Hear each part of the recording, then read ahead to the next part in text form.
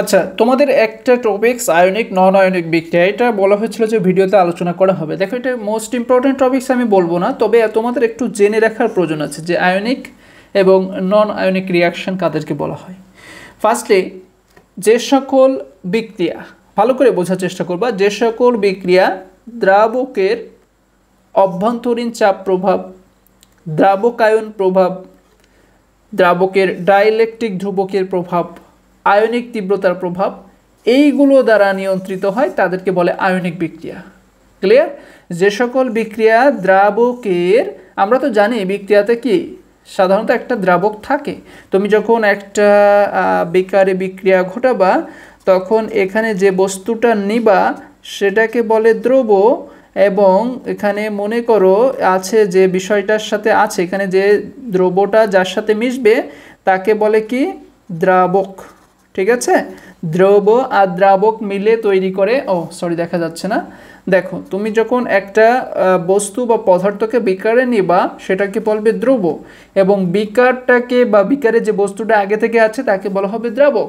তো এই দ্রব আর দ্রাবক মিলে তৈরি করে কি দ্রবণ। তো এই হচ্ছে দ্রাবক বিষয়টা। তো যে সকল বিক্রিয়া এই দ্রাবকের অভ্যন্তরীণ চাপ প্রভাব, দ্রাবকায়ন প্রভাব, দ্রাবকের ডাইলেকট্রিক ধ্রুবকের প্রভাব, আয়নিক তীব্রতার প্রভাব, এইগুলো দ্বারা নিয়ন্ত্রিত হয় সেই সকল বিক্রিয়াকে বলা হবে আয়নিক বিক্রিয়া। ক্লিয়ার? আচ্ছা, এবার নন আয়নিকে আসা যাক। নন আয়নিক বিক্রিয়া কিছুটা ডিফারেন্ট। যেমন এই নন আয়নিক বিক্রিয়া দ্রাবকের অভ্যন্তরীণ চাপ দ্বারা এবং দ্রাবকায়ন প্রভাব দ্বারা নিয়ন্ত্রিত হলেও ডাইলেকট্রিক ধ্রুবক বা আয়নিক তীব্রতার প্রভাব দ্বারা নিয়ন্ত্রিত হয় না। ঠিক আছে? তাহলে নন আয়নিক বিক্রিয়াতে আমরা দেখতে পাচ্ছি এটা দ্রাবকের অভ্যন্তরীণ চাপ প্রভাব এবং দ্রাবকায়ন প্রভাব দ্বারা নিয়ন্ত্রিত হয়, বাট ডাইলেকট্রিক ধ্রুবকের প্রভাব বা আয়নিক তীব্রতার প্রভাব দ্বারা নিয়ন্ত্রিত হয় না। এরূপ বিক্রিয়াকে বলে নন আয়নিক বিক্রিয়া। তাহলে আশা করি আয়নিক এবং নন আয়নিকের ভিতরে কিছুটা কম্পেয়ার তোমরা এখন করতে পারছো। ঠিক আছে? তো আমরা চলে যাব আমাদের টপিকস রিলেটেড কোশ্চেনে। আচ্ছা, তো আমরা আমাদের এই চতুর্থ চ্যাপ্টার দ্রবণে সংঘটিত বিক্রিয়া থেকে ন্যাশনাল ইউনিভার্সিটি কী ধরনের প্রশ্ন করে আমরা দুইটা প্রশ্ন পরপর দেখার চেষ্টা করলাম। বিশেষ করে ফার্স্ট টপিক্স থেকে যে দুইটা প্রশ্ন তোমাদের ন্যাশনাল ইউনিভার্সিটিতে রিপিট হয়, অবস্থান্তর, অবস্থাতত্ত্ব অথবা এর প্রয়োগ এক্সপ্লেন করো, এই দুইটা থেকে কিন্তু আমরা প্রশ্নটা দেখলাম। ঠিক আছে? তো আমরা এইবার যে টপিক্সটা দেখব সেটা হচ্ছে বিক্রিয়ার হার ধ্রুবকের মাধ্যমে, বিক্রিয়ার হার ধ্রুবকের উপর মাধ্যমের ডাইলেকট্রিক ধ্রুবকের প্রভাব এবং আয়নিক শক্তিমাত্রার প্রভাব। তো আমরা দেখব এই টপিক্সটার ভিতরে ন্যাশনাল ইউনিভার্সিটি থেকে কি কি প্রশ্ন আসে। তো শুরুতেই যে প্রশ্নটা আমরা দেখতে পাচ্ছি 3 নম্বর প্রশ্নে, দেখো প্রশ্নটা কিন্তু অনেক কোয়ালিটিতে থাকতে পারে, তোমরা অনেকে এই প্রশ্ন না চেনার কারণে সঠিক আনসার করতে পারো না। তো দেখো, এই একটা প্রশ্ন শিখলে তোমরা এখান থেকে 7টা প্রশ্নের উত্তর করতে পারবা। প্রশ্নটা কি? দ্রবণে সংঘটিত কোনো আয়নিক বিক্রিয়ার হার ধ্রুবক বা বেগের উপরে দ্রাবকের ডাই ইলেকট্রিক ধ্রুবকের প্রভাব আলোচনা করো। অথবা শুরুতেই বলতে পারে ডাই ইলেকট্রিক ধ্রুবক কি। ঠিক আছে? বা এই প্রশ্নটাকে তোমাদের অন্যভাবে দিতে পারে যে আয়নিক বিক্রিয়ার হারের উপরে দ্রাবকের ডাইলেকট্রিক ধ্রুবকের প্রভাব সংক্রান্ত দ্বৈত গোলক মডেল বা দ্বিগোলক মডেল আলোচনা করো। মানে দ্বৈত গোলক মডেলের সাহায্যে তোমাদের এই আয়নিক বিক্রিয়ার হার ধ্রুবকটা এক্সপ্লেন করতে হয়, সেই জন্য দুইটা ওলট পালট করেও দিতে পারে প্রশ্নে। অথবা বলতে পারে দ্রবণে সংঘটিত দুইটি আয়নের মধ্যে বিক্রিয়ার জন্য বিক্রিয়ার হারের সমীকরণ পরম বিক্রিয়া হার তত্ত্বের আলোকে ব্যাখ্যা করো। মানে দুইটা আয়নের মধ্যে সংঘটিত বিক্রিয়াটা জন্য একটা হার ধ্রুবকের সমীকরণ নির্ণয় করতে হবে কিসের মাধ্যমে? পরম বিক্রিয়া হার তত্ত্বের মাধ্যমে। তো সেটাও কিন্তু এই সেম প্রশ্নটাই, কারণ এই প্রশ্নটাই কিন্তু আয়নের মাধ্যমে আলোচনা করা হয়, এই যে আয়নিক বিক্রিয়া। আচ্ছা, আবার ডিরেক্টলি এইসব প্রশ্ন কোনো কিছু না দিয়ে বলতে পারে টিকা লেখো দ্বৈত গোলক বা দ্বিগোলক মডেল।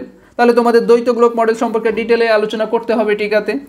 আবার বলতে পারে যে সক্রিয় জটিল সম্পর্কিত দ্বিগোলক মডেলের গাণিতিক সমীকরণ প্রতিপাদন করো। অথবা আসতে পারে দ্বৈত গোলক মডেলের সাহায্যে কিভাবে বিক্রিয়ার হার ধ্রুবক নির্ণয় করা যায়। তাহলে আমরা একটা বিষয় বুঝতে পারছি যে প্রশ্ন যেভাবেই থাকুক না কেন দ্বিগোলক বা দ্বৈত গোলক মডেল মাস্ট বি লাগবে, কারণ এই মডেল ছাড়া আমরা কিন্তু এই বিক্রিয়ার হার ধ্রুবক এক্সপ্লেন করতে পারবো না। ঠিক আছে? এবং এখানে ডাইলেকট্রিক ধ্রুবকের একটা প্রভাব অবশ্যই জড়িত থাকবে। তাহলে আমাদের শুরুতেই আগে এই দ্বৈত গোলক বা দ্বিগোলক মডেল কি তার কিছু স্বীকার্য দেখে নিতে হবে, নাহলে তো আমরা বিক্রিয়াটা এক্সপ্লেন করতে গেলে একটু সমস্যা হয়ে যাবে। আমাদের দ্বৈত গোলক মডেল না চিনলে আমাদের তো এটা লেখা পসিবল না, তাই না? তো চলো দেখি দ্বৈত গোলক মডেলটা আসলে কি বিষয়। আচ্ছা, শুরুতে বলা হচ্ছে যে বিক্রিয় কণার গোলক দুইটি পরস্পর সন্নিকটবর্তী হয়ে দ্রাবক কেস বা ঝুড়ির ভিতরে দুই গোলক বিশিষ্ট একটা সক্রিয় জটিল গঠন করে। ওকে, তার মানে দ্বৈত গোলক বলতে আমাদের বোঝানো হচ্ছে কি সেটা আমরা একটু চিত্র দেখে তাহলে আরও এটাকে ক্লিয়ার বুঝতে পারবো। দেখো এখানে চিত্র দেওয়া আছে, তো চিত্রে এখানে ইনিশিয়াল অবস্থা বা প্রাথমিক অবস্থায় দুইটা আয়ন আছে। ওকে, এই এ হলো বিক্রিয়ক আর বি হলো বিক্রিয়ক, আর এই যে জেড এ ই এবং জেড বি ই এটা হলো এ আর বি বিক্রিয়কের দুইটা আয়ন। ওকে, এই দুইটা আয়ন বিক্রিয়ায় অংশগ্রহণ করছে। তো এটা হলো বিক্রিয়াদ্বয়ের প্রাথমিক অবস্থা, যেখানে এদের দুইটা বিক্রিয়ক কি করছে, পরস্পর থেকে অসীম দূরত্বে অবস্থান করছে ইনিশিয়াল অবস্থায়। কিন্তু সময় যত অতিবাহিত হচ্ছে ধীরে ধীরে তারা কি হচ্ছে, পরস্পরের সন্নিকটবর্তী আসছে। কিভাবে? সক্রিয় অবস্থা তৈরির মাধ্যমে। ওকে, তো এরা যখন পরস্পরের সন্নিকটবর্তী আসবে তখন এদের দুইটা কেন্দ্র, এক কেন্দ্র থেকে আর এক কেন্দ্রের দূরত্ব হবে ডি এ বি। ওকে, অর্থাৎ ইনফিনিটিভ থেকে দূরত্ব চলে আসছে ডি এ বিতে। ওকে, আচ্ছা, এখন আমরা এর স্বীকার্য নিয়ে দেখি যে স্বীকার্যে কি বলা হচ্ছে। দেখো স্বীকার্য 1 নম্বরে বলা হচ্ছে যে বিক্রিয়ক কণাগুলো আয়ন হিসেবে চার্জযুক্ত পরিবাহী কণার ন্যায় আচরণ করে। ওকে, অর্থাৎ যে বিক্রিয়কের কণাগুলো আছে তারা আয়ন হিসেবে চার্জযুক্ত পরিবাহী কণার ন্যায় আচরণ করে। দেখো তো এরা আসলে চার্জযুক্ত কণার ন্যায় আচরণ করছে কিনা। এই এ বিক্রিয়ক বি বিক্রিয়ক এই দুইটা কি, এই দুইটা অবশ্যই তাদের আয়ন, তাই না? তাহলে এরা অবশ্যই চার্জযুক্ত পরিবাহী কণার ন্যায় আচরণ করছে। ওকে, আবার 2 নম্বর স্বীকার্যে তোমাদের বলা হচ্ছে যে আয়ন সমূহের চার্জ ইলেকট্রন এককে পূর্ণ সংখ্যায় হয়। দেখো তো আয়ন দুইটার চার্জ কি ইলেকট্রন এককে আছে? জেড এ হলো চার্জ, এই জেড এ আর জেড বি কে বলা হচ্ছে এই দুইটা বিক্রিয়কের চার্জ সংখ্যা, আর এই যে ই দেখছো এটা কিন্তু একক অর্থাৎ ইলেকট্রন একক। ক্লিয়ার? তাহলে এরা অবশ্যই তোমার 2 নম্বর স্বীকার্য মানছে, তাই না? অর্থাৎ আয়ন সমূহের চার্জ ইলেকট্রন এককে পূর্ণ সংখ্যায় হচ্ছে। নাম্বার 3-এ বলা হচ্ছে আয়ন সমূহ পরস্পরের প্রভাব মুক্ত। ওকে, অর্থাৎ কেউ কাউকে প্রভাবিত করতে পারে না, এই দিক থেকে তারা মুক্ত এবং পরস্পর থেকে অসীমে অবস্থান করে। দেখো তো আয়ন দুইটাতে কেউ কাউকে কি প্রভাবিত করতে পারছে না। কেন? কারণ এরা দুইটা পরস্পর থেকে ইনফিনিটিভ বা অসীম দূরত্বে অবস্থান করছে। আচ্ছা, নাম্বার 4-এ বলা হচ্ছে দুটি আয়ন পরস্পরের সন্নিকটবর্তী হয়ে নিজের আকারগত সত্তা বজায় রেখে আয়ন যুগলের ন্যায় দ্বৈত গোলক আকৃতির সক্রিয় জটিল গঠন করে। দেখো তো দুইটা আয়ন পরস্পরের সন্নিকটবর্তী হয়ে নিজেদের আকারের কি কোনো ক্ষতি করছে? দেখো তো কারোর আকার কি হ্রাস পাচ্ছে, বৃদ্ধি পাচ্ছে? না, আকারগত সত্তা বজায় রাখছে। রেখে কিভাবে? আয়ন যুগলের ন্যায় দ্বৈত গোলক আকৃতির সক্রিয় জটিল গঠন করছে। ওকে, আচ্ছা, নাম্বার 5-এ বলা হচ্ছে সক্রিয় জটিলের মোট চার্জ উপাদান আয়ন দ্বয়ের চার্জ সমষ্টির সমান। দেখো তো সক্রিয় জটিল দ্বয়ের মোট চার্জ এই উপাদান দুইটির চার্জ সমষ্টির সমান হচ্ছে কিনা।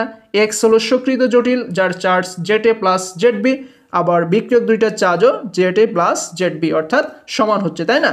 আচ্ছা, 6 নম্বরে বলা হচ্ছে দ্রবণের সক্রিয়ণের মোট মুক্ত শক্তি ইলেকট্রোস্ট্যাটিক বা স্থির তড়িৎ আকর্ষণ ও নন ইলেকট্রোস্ট্যাটিক বা অস্থির তড়িৎ আকর্ষণ সক্রিয়ণ মুক্ত শক্তির সমষ্টির সমান হয়। ওকে, অর্থাৎ সক্রিয়ণের মুক্ত শক্তি কিসের সমষ্টির সমান হবে? ইলেকট্রোস্ট্যাটিক আর নন ইলেকট্রোস্ট্যাটিক অংশের যোগফলে সমান হবে। সেটা আমরা আমাদের প্রতিপাদন দেখলে তখন বুঝতে পারবো। তো চলো আমরা আমাদের দ্বৈত গোলক মডেল বা দ্বিগোলক মডেলের যে গাণিতিক সমীকরণ, সেই সমীকরণের সাহায্যে আমরা আজকে আয়নিক বিক্রিয়ার হার ধ্রুবকের উপরে ডাইলেকট্রিক ধ্রুবকের প্রভাব নিয়ে ব্যাখ্যা করি। ওকে, শুরুতে বলা হচ্ছে দ্বিগোলক মডেল অনুসারে বিক্রিয়ায় অংশগ্রহণকারী আয়নগুলি পরস্পরের নিকট গমনকালে তাদের আকৃতিগত পরিবর্তন হয় না এবং এক সময়ে তারা সক্রিয় জটিল উৎপন্ন করে যেখানে আয়নগুলির কেন্দ্র নির্দিষ্ট দূরত্বে অবস্থান করে। এটা কিন্তু আমরা আমাদের স্বীকার্যে আলোচনা করে এসেছি, তাই না? তো এরূপ একটা বিক্রিয়া আমরা বিবেচনা করে নিয়েছি। ওই যে দ্বিগোলক মডেলের চিত্র দেখিয়েছিলাম তোমাদের, সেখান থেকে আমরা জাস্ট প্রতীকগুলোকে আলাদা করে একটা বিক্রিয়া তৈরি করেছি। আচ্ছা, দেখো বিক্রিয়ক দুইটা ছিল এ আর বি, যাদের চার্জ সংখ্যা ছিল জেড এ আর জেড বি। ওকে, বা এই দুইটাকে আমরা বলতে পারি অংশগ্রহণকারী আয়ন দ্বয়। ঠিক আছে, এ ও বি কে আমরা বলতে পারি অংশগ্রহণকারী আয়ন দুইটা, অর্থাৎ এই দুইটা আয়ন বিক্রিয়ায় অংশগ্রহণ করছে যাদের চার্জ সংখ্যা জেড এ আর জেড বি। আচ্ছা, এই দুইটা বিক্রিয়া করে কি করছে? একটা সক্রিয় জটিল অবস্থা তৈরি করছে, তাই না? আমরা তো দেখেছিলাম যে কিভাবে দ্বৈত গোলক অবস্থায় তারা একটা কমপ্লেক্স অবস্থা তৈরি করে, যে এক্স হলো তোমার সক্রিয় অবস্থা, চার্জ সংখ্যা যোগফলে এই বিক্রিয়ক দুইয়ের সমষ্টির সমান হবে অর্থাৎ জেড এ প্লাস জেড বি। আচ্ছা, তো এটার আবার সক্রিয় অবস্থা প্রকাশ করার জন্য আমরা এক্স এর মাথায় একটা কনজুগেট চিহ্ন দিতে পারি বা স্টার চিহ্ন দিতে পারি। আচ্ছা, এখান থেকে সর্বশেষ কি তৈরি হয়, একটা প্রোডাক্ট তৈরি হয়। আচ্ছা, এই যে আমরা এটাকে আলোচনা করলাম, এটাকে তোমরা এখন কি করবা, কিছু বাংলায় লিখে নিবা। ওকে, এই যে এখানে এ বি তাদের চার্জ, জেটে ই জেড বি, এই যে ইলেকট্রন এককে চার্জ সংখ্যাকে প্রকাশ করা হবে। তারপর তারা কি করে, অসীম দূরত্বে অবস্থান করে, ক্রমান্বয়ে কাছাকাছি আসে, এক পর্যায়ে ডিএবি দূরত্বে আসে, সক্রিয় জটিল গঠন করে। এটা কিন্তু আমি তোমাদের চিত্রে দেখিয়েছি, তাই না? তারপর শেষমেশ লিখে দিবা যে এইটাকে দ্বিগলোক মডেল অনুসারে আমরা একটা চিত্রে দেখানো হলো। ওকে, তো এখানে দেখানো হলো পর্যন্ত লিখে তোমরা ওই যে পূর্বের পৃষ্ঠার চিত্রটা এখানে সেট করে দিবা। আচ্ছা, এরপর কি লিখবা দেখো। ওকে, তো আমরা যে চিত্র সেখানে দেখেছিলাম যে আয়ন দুইটা অসীমে ছিল, তাই না? তো এখন আমরা যদি এই আয়ন দুইটাকে ধরে নেই যে তারা এক্স দূরত্বে আছে। ওকে, তো যদি তারা এক্স দূরত্বে থাকে তবে কুলম্বের সূত্র আমরা সেখানে প্রয়োগ করে কি পাই, তাদের ভিতরে যে ক্রিয়াশীল বলের একটা সমীকরণ পাই। তো সমীকরণটা আসলে এরূপ হয়, F equal to Z A E গুণ Z P E by 4 pi epsilon naught epsilon X square. এখন এইটা কিভাবে আসে সেটা আমি তোমাদের একটু দেখাই। দেখো, কুলম্বের সূত্রটি আসলে এইরূপ যে দুটি আয়নের মধ্যে ক্রিয়াশীল বল এফ ইকুয়াল টু চার্জ দ্বয়ের গুণফল। ঠিক আছে, দুটি চার্জের মধ্যে, কুলম্বের সূত্রটা হচ্ছে দুটি চার্জের মধ্যে ক্রিয়াশীল বল চার্জ দ্বয়ের গুণফল বাই 4 পাই এপসাইলন নট দূরত্বের ব্যস্ত অনুপাতিক। বা আমি যদি এত জটিল না করে কুলম্বের সূত্রটিকে ডিরেক্ট লিখে দেই, কুলম্বের সূত্রটি হচ্ছে দুটি চার্জের প্রথমে 1/4 পাই এপসাইলন নট দিয়ে নিতে হয়, তারপর দুটি চার্জের মধ্যবর্তী গুণফল বাই তাদের দূরত্বের বর্গের ব্যস্ত অনুপাতিক। ক্লিয়ার? এই যে দেখো, এটা কিন্তু কুলম্বের সূত্র। ওকে, তো আমরা কি করেছি, এটাকে জাস্ট 1 Q2কে উপরে অ্যাডাস করেছি, নিচে 4 পাই এপসাইলন নট আর স্কোয়ারকে উপরে লিখে দিয়েছি। আচ্ছা, এখন দেখো তো আমাদের এই যে বিক্রিয়াটা আমরা আলোচনা করছি, এখানে প্রথম চার্জ কি ছিল, অর্থাৎ বিক্রিয়ক এ চার্জ কি ছিল, জেড এ ই, তাই না? তো আমরা Q1 এর জায়গায় জেড এ ই লিখেছি। আবার বিক্রিয়ক বি এর চার্জ কি ছিল, জেড বি ই, তো আমরা Q2 এর জায়গায় জেড বি ই লিখেছি। নিচে থাকে 4 পাই এপসাইলন নট। এখন একটা বিষয় তোমাদের এখানে জানতে হবে। দেখো, আমরা কুলম্বের সূত্রে পড়েছি, ঠিক আছে, যে 4 pi epsilon naught R square, কিন্তু এটাকে যখন দ্রাবক বলা হবে, যখন এটাকে দ্রাবকের ক্ষেত্রে হিসাব করা হবে, তখন এখানে একটা ডাইইলেকট্রিক ধ্রুবক গুণ করে নিতে হবে। ক্লিয়ার? এই ডাইইলেকট্রিক ধ্রুবক, এই এপসাইলন, এটাকে বলা হয় এপসাইলন। তো এই এপসাইলনকে বলা হয় দ্রাবকের ডাইইলেকট্রিক ধ্রুবক বা পরাবৈদ্যুতিক ধ্রুবক। তো এটা যেহেতু আমরা দ্রাবকের ক্ষেত্রে হিসাব করছি, এজন্য এখানে অবশ্যই একটা ডাইইলেকট্রিক ধ্রুবক এক্সট্রা গুণ করে নিতে হবে। আর এই যে আর এর পজিশন, এখানে কি আর থাকবে? দেখো, এখানে দূরত্ব কিন্তু আর না, এক্স। ঠিক আছে, তাহলে আর এর জায়গায় লিখবা এক্স স্কোয়ার। ক্লিয়ার? তা আমার মনে হয় এই পর্যন্ত বুঝতে তোমাদের আর সমস্যা নেই। এখন গুণ করো, জেড এ আর জেড বি একসাথে লিখো, ই ই গুণ করে হয় ই স্কোয়ার, নিচে থাকে 4 পাই এপসাইলন নট গুণ, আচ্ছা গুণ আর লিখবো না, এপসাইলন এক্স স্কোয়ার। দেখো তো এই অংশটা আমরা 1 নম্বর সমীকরণে পাচ্ছি কিনা। এই যে এই অংশটাকে কিন্তু আমরা এখন এক্সপ্লেন করলাম, তাই না? তো এখানে খুব সিম্পল, এটা হলো Q1, এটা হলো Q2, এটা হলো আর স্কোয়ার, আর এটা হলো 4 পাই এপসাইলন নট, যেহেতু কুলম্বের সূত্রে আছে। আর এই এপসাইলন দ্রাবকের ডাইইলেকট্রিক ধ্রুবক। ঠিক আছে, এটা যেহেতু দ্রাবক নিয়ে আমরা হিসাব করছি, সেজন্য এই এপসাইলনকে আমরা এক্সট্রা লিখেছি। এটাকে বলা হয় দ্রাবকের ডাইইলেকট্রিক ধ্রুবক বা পরাবৈদ্যুতিক ধ্রুবক। আর এপসাইলন নটকে বলা হয় শূন্য স্থানের ভেদনযোগ্যতা। আর এই এফ হলো দুইটি আয়নের মধ্যে ক্রিয়াশীল বল। ক্লিয়ার? আচ্ছা, তো 1 নম্বর পর্যন্ত বুঝতে আমাদের সমস্যা নেই। এখন দেখো, আমরা এই আয়ন দুইটাকে যদি এক্স থেকে কি করি, ডিএক্স দূরত্ব পর্যন্ত কাছাকাছি নিয়ে আসি, তাহলে আমাদের কৃত কাজ হবে DW equal to minus F DX. তো এই DW equal to minus F DX কীভাবে আসছে? দেখো, আমরা সিম্পলি জানি কাজের সূত্র হলো বল গুণ সরণ, তাই না? তো এফ হলো বল আর ডিএক্স হলো সরণ। ক্লিয়ার? এখন আমরা যেহেতু এক্স থেকে ডিএক্স পর্যন্ত আনছি, তাহলে আমাদের অবশ্যই সেখানে এক্স পরিমাণ দূরত্ব কমে যাচ্ছে, তাই না? তো সেই কমে যাচ্ছে বা হ্রাস পাওয়া বোঝানোর জন্য আমরা এই ঋণাত্মক চিহ্নটা এখানে ব্যবহার করেছি। আচ্ছা, এখন ডিডব্লিউ ইকুয়াল টু এই মাইনাস এখানে বসলো, এফ এর মানটা তো আমরা 1 নম্বর সমীকরণে পেয়েছি। এই যে এই মানটা আমরা এফ এর পজিশনে সেট করে দিব, যদিও বড় হাতের ছোট হাতের এফটা এখানে তেমন কোনো ফ্যাক্টর নয়। আচ্ছা, ডিএক্সকে আমরা রেখে দিয়েছি। এখন নেক্সট লাইনে গিয়ে আমরা এটাকে উভয় পক্ষে ইন্টিগ্রেশন করব। ঠিক আছে, সমাকলন করব। তো ডিডব্লিউকে ইন্টিগ্রেশন করলে ডব্লিউ হয়। কিভাবে হয় দেখো, ডিএক্সকে ইন্টিগ্রেশন করলে যদি এক্স হয়, তাহলে ডিডব্লিউকে ইন্টিগ্রেশন করলে ডব্লিউ হবে। আবার এই অংশটাকে যখন আমরা ইন্টিগ্রেশন করব, তো এখান থেকে minus Z A Z B by 4πε এই যে টোটাল অংশটা, আমি তোমাদের একটু মার্কিং করে দেখাই। এই টোটাল অংশটা কনস্ট্যান্ট হিসেবে কাজ করে, শুধুমাত্র এক্স স্কোয়ার বাদ যাবে, ঠিক আছে। টোটাল অংশটা কনস্ট্যান্ট হিসেবে কাজ করার কারণে ওদেরকে আমরা ইন্টিগ্রেশনের বাম সাইডে রাখবো, আর ডান সাইডে তাদেরকে রাখবো যারা ভ্যারিয়েবল। সেই ভ্যারিয়েবল কোনগুলো? ডিএক্স বাই এক্স স্কোয়ার, ঠিক আছে। আচ্ছা, ইন্টিগ্রেশনের লিমিট হবে কি? ইনফিনিটিভ থেকে ডিএবি, কারণ আমরা শুরুতেই বলেছিলাম কি যে এই আয়ন দ্বয়কে আমরা কি করছি, অসীম দূরত্ব প্রথমে ছিল, তাই না। এজন্য প্রাথমিক অর্থাৎ আমাদের যে লোয়ার লিমিট রেখেছি আমরা ইনফিনিটিভ, আর অসীম দূরত্ব থেকে আমরা এনেছি কোথায়? ডিএবি পর্যন্ত দূরত্বে, ঠিক আছে। তাহলে আমাদের আপার লিমিট হবে ডিএবি, বা আমরা এভাবে বলতে পারি ডাব্লু হলো ion দ্বয়কে x equal to infinitive থেকে এক্স ইকুয়াল টু ডিএবি পর্যন্ত আনতে কৃত কাজ। ক্লিয়ার? আচ্ছা, এখন এই অংশটা যেভাবে ছিল সেভাবেই থাকবে, শুধুমাত্র আমরা ডিএক্স বাই এক্স স্কোয়ার এইটাকে ইন্টিগ্রেশন করব। কিভাবে? দেখো, আমাদের একটা সূত্র আছে, সেটা কি? Minus integration one by X square DX equal to one by X. Clear? এই সূত্রটা যদি তোমরা না বুঝে থাকো আমি তোমাদের একটু বিস্তারিত দেখাচ্ছি। দেখো, integration one by X square DX এর সূত্রটা কিভাবে হয়? খুব সিম্পল। ইন্টিগ্রেশন এই এক্স স্কোয়ারকে যদি আমরা উপরে নিয়ে যাই তাহলে হয় X inverse two, clear, DX. আচ্ছা, এখন দেখো তো এইটাকে আবার আমরা একটা সূত্র প্রয়োগ করতে পারি, সেটা কি? Integration x N S dx এর সূত্র। ওকে, এর সূত্রটা এইরূপ যে x N plus one power by নিচে এন প্লাস ওয়ান।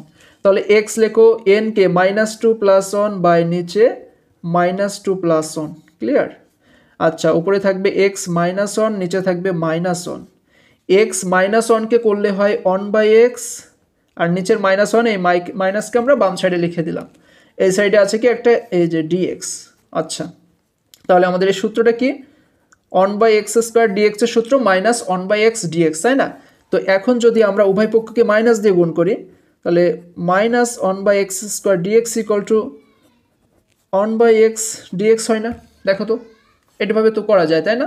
তো আমরা এখানে ডিএক্সটাকে আর লিখছি না, ঠিক আছে। এটাকে সবসময় লাগে না, মাঝে মাঝে এটা প্রয়োজন হয়, তো এখানে আমরা এটাকে আর ব্যবহার করছি না। তাহলে আমরা দেখলাম যে integration of one by X square DX minus এটাকে ইন্টিগ্রেশন করলে হয় ওয়ান বাই এক্স।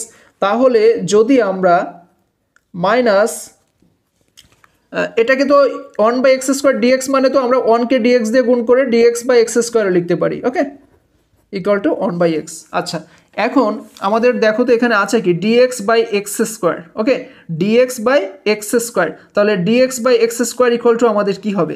যদি minus integration dx by X square equal to one by x হয়, তাহলে plus dx by X square equal two কী হবে? এখানে মাইনাস চলে আসবে না, এই মাইনাসটা এখানে চলে নিয়ে আসো, ঠিক আছে। DX by X square equal to এই মাইনাসকে ডান সাইডে নিয়ে আসো, minus one by X. Clear? এখন দেখো এর একটা লিমিট আছে আমাদের এখানে, কি আছে? ইনফিনিটিভ থেকে ডিএবি।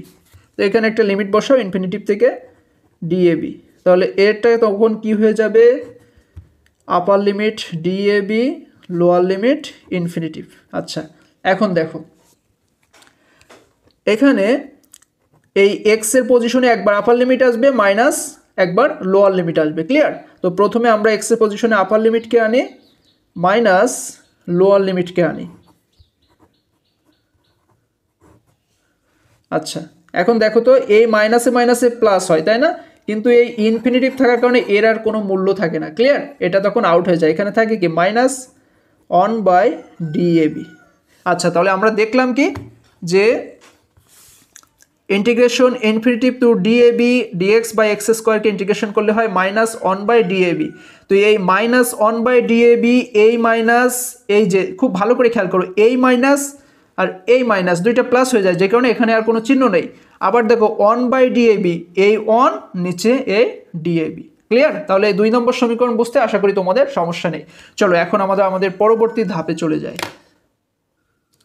দেখো, আমরা আমাদের যে আগের ধাপটা পেয়েছিলাম জাস্ট ওয়ার্ক, অর্থাৎ ডাব্লু এর একটা সমীকরণ, কাজের সমীকরণ। এখন দেখো, যদি বলা হচ্ছে যদি আয়নদ্বয় সক্রিয় জটিল গঠন করে, ওকে, আমরা তো দেখছি আয়নদ্বয় সক্রিয় জটিল গঠন করছে, তাই না। তখন এই কাজের মানকে আমরা স্থির বৈদ্যুতিক আকর্ষণের ক্ষেত্রে বা ইলেকট্রোস্ট্যাটিক আন্তঃক্রিয়ার ক্ষেত্রে গিবস মুক্ত শক্তির সাথে সম্পর্কিত করতে পারি। কিভাবে? আবারও খেয়াল করো, যদি আয়নদ্বয় সক্রিয় জটিল গঠন করে তাহলে কাজের মানকে আমরা ইলেকট্রোস্ট্যাটিক আন্তঃক্রিয়ার ক্ষেত্রে গিবস মুক্ত শক্তির সাথে সম্পর্কিত করতে পারি। তো যেহেতু আয়নদ্বয় সক্রিয় জটিল গঠন করছে, তাহলে আমরা ওই কাজটাকে প্রকাশ করতে পারি গিবস মুক্ত শক্তির সমীকরণ দিয়ে। ক্লিয়ার? তো দেখো, গিবস মুক্ত শক্তিকে প্রকাশ করা হয় ডেল জি, বলা হচ্ছে স্থির বৈদ্যুতিক আকর্ষণ বা ইলেকট্রোস্ট্যাটিক আন্তঃক্রিয়া, তার কারণে আমরা ইলেকট্রোস্ট্যাটিকের জায়গায় ডেল জি এর নিচে ইএস লিখেছি। ক্লিয়ার? এই যে ইলেকট্রোস্ট্যাটিকের ইএস অংশটা আমরা এখানে লিখেছি। আবার যেহেতু এটা একটা সক্রিয় জটিল গঠন করছে, যার কারণে আমরা উপরে একটা কনজুগেট চিহ্ন নিয়েছি। ইকুয়াল টু, এই সমীকরণটা আমরা কোথা থেকে পেয়েছি জানো? এই যে বলা হচ্ছে না যে সক্রিয় জটিল গঠন করলে কাজের মানই হবে তোমার এই গিবস মুক্ত শক্তির সাথে সম্পর্ক, মানে গিবস মুক্ত শক্তি ইকুয়াল টু আমরা এই কাজের সমীকরণটা লিখে দিতে পারি। তো আমরা আগের পেজে পেয়েছিলাম কাজ ডাব্লিউ এর সমীকরণ জেটে Z B E square by এ অংশটা, তো সেটাকে আমরা এখন ডেল জি ইএস স্টার দিয়ে লিখে দিয়েছি, অর্থাৎ দুইটার সমীকরণ এখন এক হয়ে যাচ্ছে। কেন? কারণ আয়নদ্বয় সক্রিয় জটিল গঠন করছে। আবার দেখো, আবার এই অংশটাকে আমরা কি করব, মোল পরিমাণে নিয়ে কাজ করব, যার কারণে আমরা এটার সাথে এন এ কে গুণ করে নিয়েছি। এন এ কি? অ্যাভোগাড্রো ধ্রুবক। ঠিক আছে? তো আমরা এই সমীকরণটাকে মোল পরিমাণে নিয়ে বা মোলার রাশিমালায় রূপান্তর করব, নিয়ে তারপর কাজ করব, যে কারণে তার সাথে আমরা একটা অ্যাভোগাড্রো ধ্রুবক এন এ গুণ করে নিয়েছি। এটাকে আমরা ধরলাম 3 নম্বর সমীকরণ। এখন দেখো, এইখানে আছে ইএস, ইএস মানে ইলেকট্রোস্ট্যাটিক বা স্থির তড়িৎ আকর্ষণ, কিন্তু এই যে মুক্ত শক্তির সক্রিয়তা পরিবর্তন, এটা শুধুমাত্র স্থির তড়িৎ আকর্ষণ নয়, এর যে টোটাল অংশটা হয় নন স্থির তড়িৎ আকর্ষণ আর স্থির তড়িৎ আকর্ষণের যোগফলের সমান। ক্লিয়ার? আবারও দেখো, সক্রিয়ণের মোট মুক্ত শক্তির পরিবর্তন হলো ইলেকট্রোস্ট্যাটিক আর নন ইলেকট্রোস্ট্যাটিকের যোগফলের সমান। ওকে, তো সক্রিয়ণের মোট মুক্ত শক্তি পরিবর্তনকে প্রকাশ করা হচ্ছে ডেল জি স্টার দিয়ে, ইলেকট্রোস্ট্যাটিক অংশ ডেল জি স্টার ইএস, নন ইলেকট্রোস্ট্যাটিক অংশ ডেল জি স্টার এনইএস। ক্লিয়ার? এই এনইএস দিয়ে নন ইলেকট্রোস্ট্যাটিক অবস্থাকে বোঝানো হচ্ছে। এখন আমরা এখানে পেয়েছি ডেল জি স্টার ইলেকট্রোস্ট্যাটিক অংশের মান, তো সেই মানটাকে আমরা 3 নম্বর সমীকরণ থেকে, এই 3 নম্বর সমীকরণের এই মানটাকে আমরা এর পজিশনে সেট করে দিয়ে 4 নম্বর সমীকরণ হয়ে গেল। ক্লিয়ার? আচ্ছা, এখন আমাদের জাস্ট যে সক্রিয়ণের মুক্ত শক্তির টোটাল অংশের মান বা পরিবর্তনের মানটা আমরা এখান থেকে পেয়েছি, এখন আমরা এখানে প্রয়োগ করব অবস্থান্তর অবস্থা থেকে পাওয়া বিক্রিয়ার হার ধ্রুবকের সমীকরণ। ওকে, দেখো, আমাদের অবস্থান্তর অবস্থা তত্ত্ব থেকে যে বিক্রিয়ার হার ধ্রুবকের সমীকরণটা আমরা মানে এই পর্বে দেখিনি, এটাকে আমরা আরও অনেক আগে করেছি। ঠিক আছে? এটা 2 চ্যাপ্টার, সম্ভবত 2 চ্যাপ্টারে করেছিলাম, যে অবস্থান্তর অবস্থা তত্ত্ব অনুসারে বা অবস্থান্তর অবস্থা তত্ত্ব থেকে আমরা বিক্রিয়ার হার ধ্রুবক পাই কি, K equal to kBT by S E race two minus del G star by আর টি।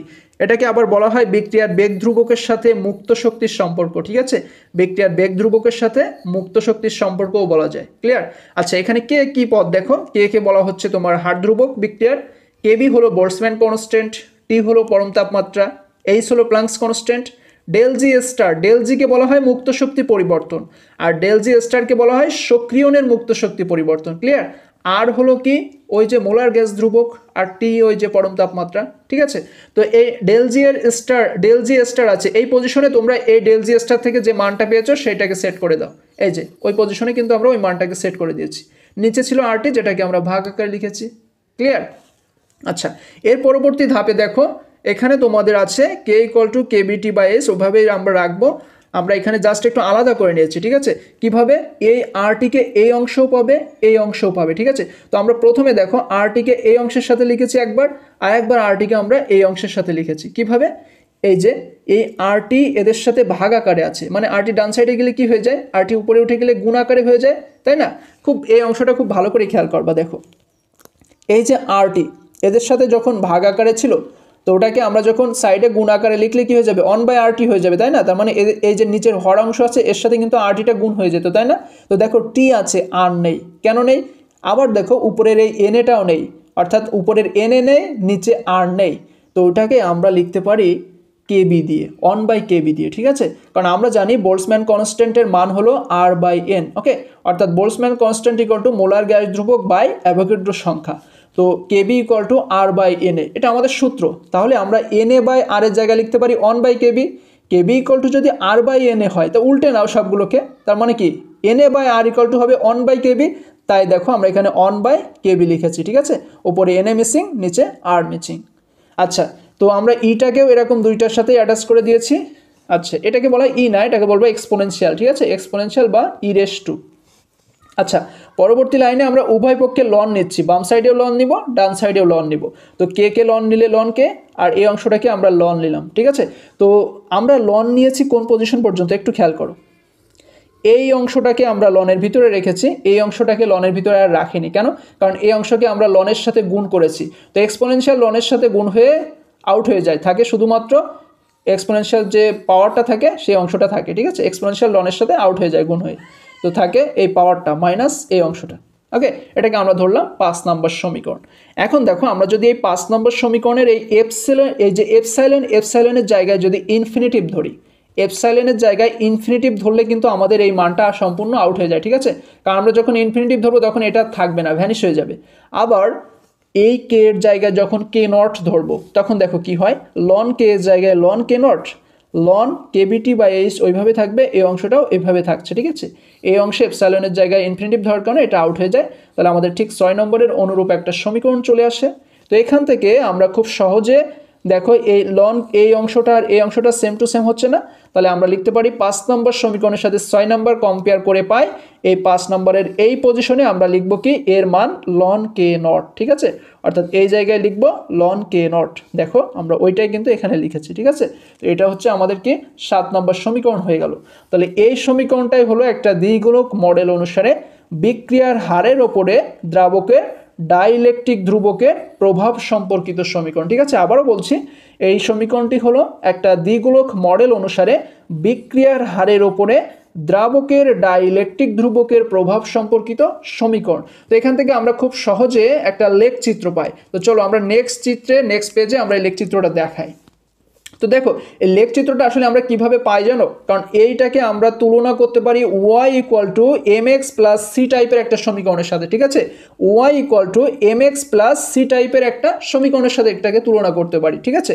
তো y অংশে কি লন কে, আর সি অংশে লন কে নট, এম অংশে থাকবে হচ্ছে এই অংশটা, আর সি এখান থেকে এক্স অংশে থাকবে 1/এপসাইলন। তো সেটা আমরা আরও পরবর্তী পেজে ভালোভাবে দেখাতে পারবো। ওকে, এই যে আমাদের সমীকরণটি এইরূপ ছিল, আমরা একটু সমীকরণটা সাজিয়ে নিয়েছি কিভাবে। ওয়াই অংশে লন কে কে রেখেছি, সি অংশে থাকবে লন কে নট, এম অংশে এটা থাকবে, এক্স অংশে থাকবে 1/এপসাইলন। এই যে এ ভিতরে একটা এপসাইলন ছিল সেটাকে আমরা আলাদা করে 1/এপসাইলন হিসেবে লিখে রেখেছি। ওকে, তার মানে আমরা এটাকে Y equal to M X plus C টাইপের একটা সমীকরণ বানাতে চাচ্ছি। ওকে, তো দেখো সবগুলো মার্কিং করা আছে যে কোন অংশটা কিসের কাজ করছে। তো এখান থেকে এম অংশটাকে বলা হয় ঢাল। ওকে, তাহলে আমরা এই যে সমীকরণ এটা থেকে ঢাল কি পাচ্ছি, minus Z A Z B E square by এ অংশটা। তাহলে লেখো, এখানে যে লেখা আছে ঢাল হচ্ছে এই অংশ। আর ওয়াই অংশে কে আছে লন কে, তাহলে ওয়াই অক্ষে যাবে লন কে। এক্স অংশে কে আছে 1/এপসাইলন, তাহলে এক্স অক্ষের দিকে যাবে 1/এপসাইলন। তার মানে আমরা লেখচিত্রটাকে বলতে পারি লন কে বনাম 1/এপসাইলনের লেখচিত্র। আর এখান থেকে লেখচিত্র অঙ্কন করলে এই লেখচিত্রটা কেমন হয়, একটা সরল রৈখিক হয়। ক্লিয়ার? এই বিষয়গুলো তোমরা অবশ্যই লিখবে এক্সামের খাতায়। ওকে, তো এটাই ছিল আমাদের যে আজকের কোশ্চেন, অর্থাৎ দ্বিগুণক মডেল বা দ্বৈতগোলক মডেলের গাণিতিক সমীকরণ, অথবা এভাবেও আসতে পারে যে একটা দ্বিগুণক মডেলের সাহায্যে কিভাবে তোমরা আয়নিক বিক্রিয়ার হারের উপরে দ্রাবকের ডাইইলেকট্রিক ধ্রুবকের প্রভাব ব্যাখ্যা করবা, ঠিক আছে।